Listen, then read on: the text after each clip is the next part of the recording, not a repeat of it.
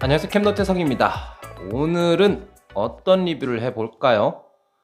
그래요, 오늘은 인싸 360 에이스 프로 그리고 DJI 오즈모 포켓 3를 비교 리뷰를 해보겠습니다. 이게 아무래도 핸디캠 매치가 될 것 같아요. 제가 방금 말씀드린 것처럼 DJI 오즈모 포켓 3와 인싸 360 에이스 프로를 비교한다는 건 사실 상당히 애매합니다. 예, 말 그대로 핸디캠 매치예요. 왜냐면 짐벌 위에, 물리적인 짐벌 위에 캠을 달아 놓은 것, 거기다가 이미지 센서가 1인치라는 거, 이런 포켓3와 일반적인 액션캠, 요것보다 더 이미지 센서가 작죠.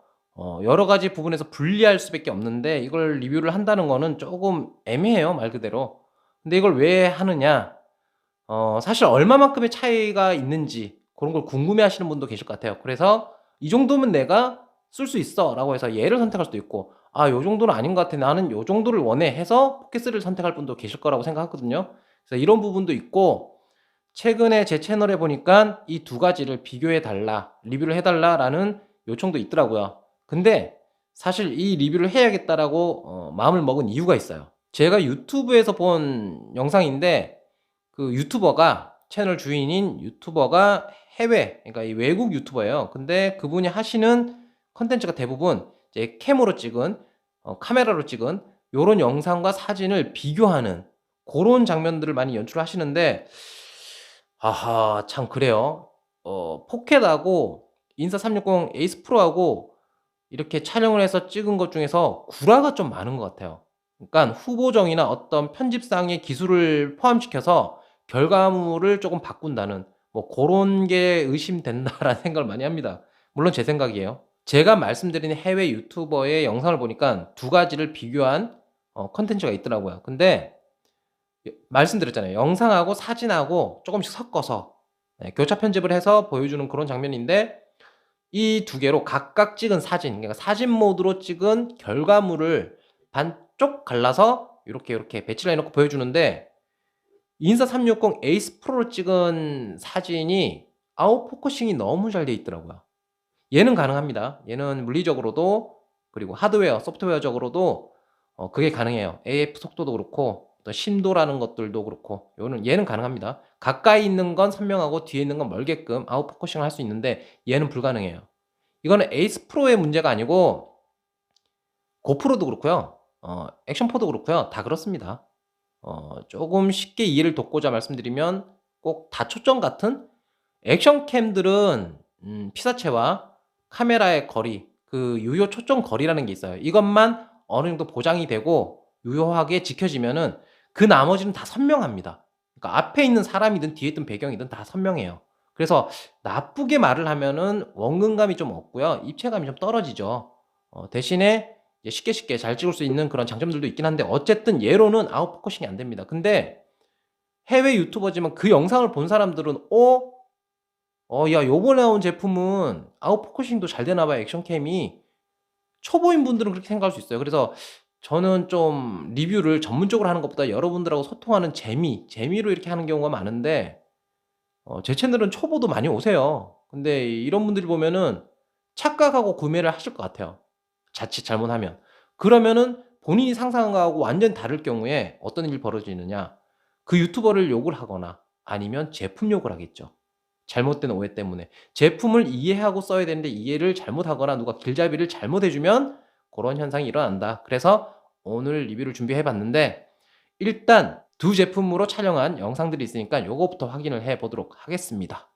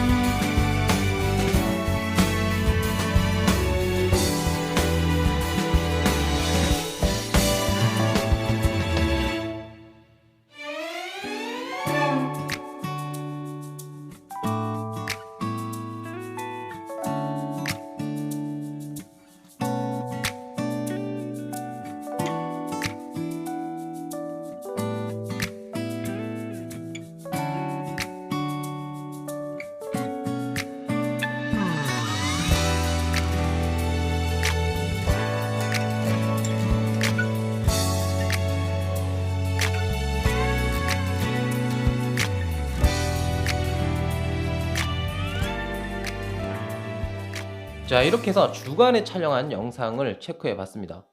아무래도 4K3로 찍은 영상이 보다 스테빌라이징이 잘 먹히기 때문에 부드럽고 손떨림 방지에 탁월한 모습을 보여주는데 그렇다고 해서 큰 차이는 아니라고 생각을 해요.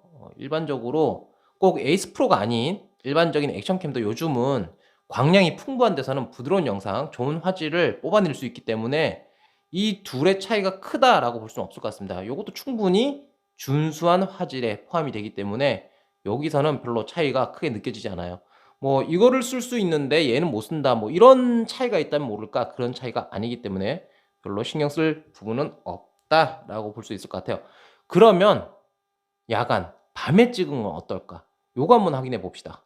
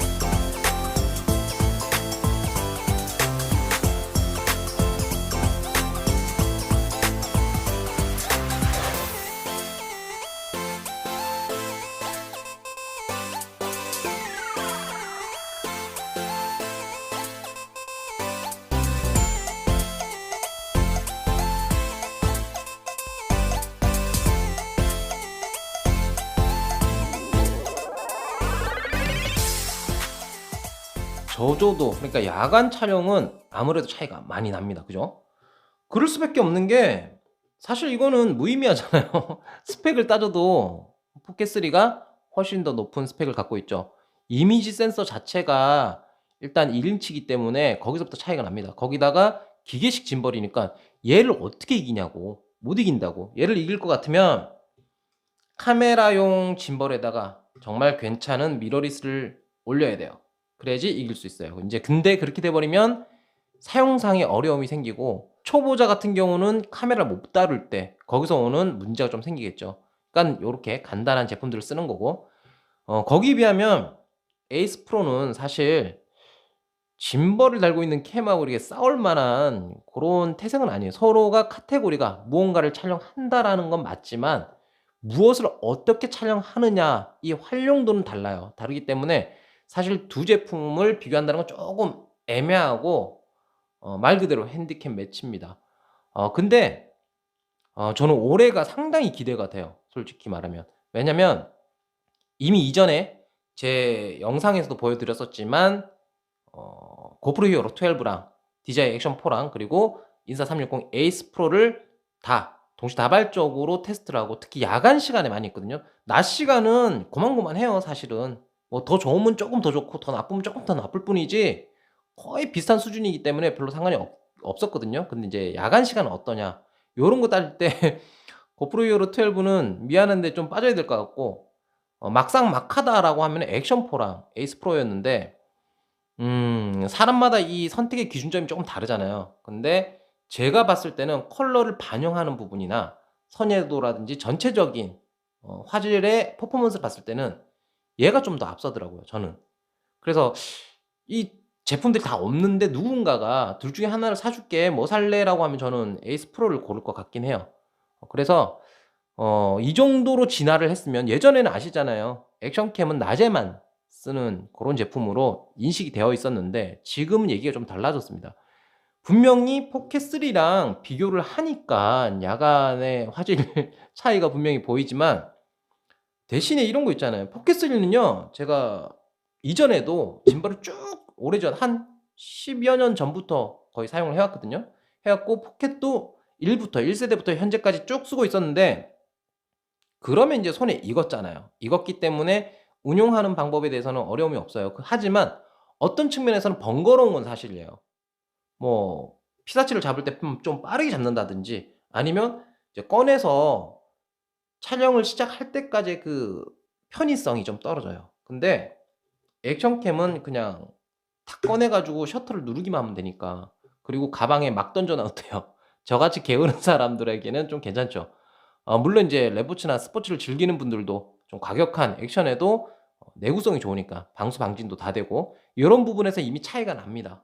그러니까 얘가 스펙상 촬영한다는 전제 스펙상은 좀 높을 수 있지만 그 외적인 부분 그러니까 일장일단이 서로 달라요. 달라서 오늘 리뷰는 비교 리뷰는 "어떤 게 훨씬 더 좋아." 이런 말은 못 할 거고 할 수가 없는 거죠. 왜냐하면 둘 다 태생이 다른데. 그죠? 하지만 인제 올해 나올 제품들이 액션캠들 얼마나 좋아질지 요게 상당히 기대가 됩니다. 자 오늘 영상 여기까지 하고요.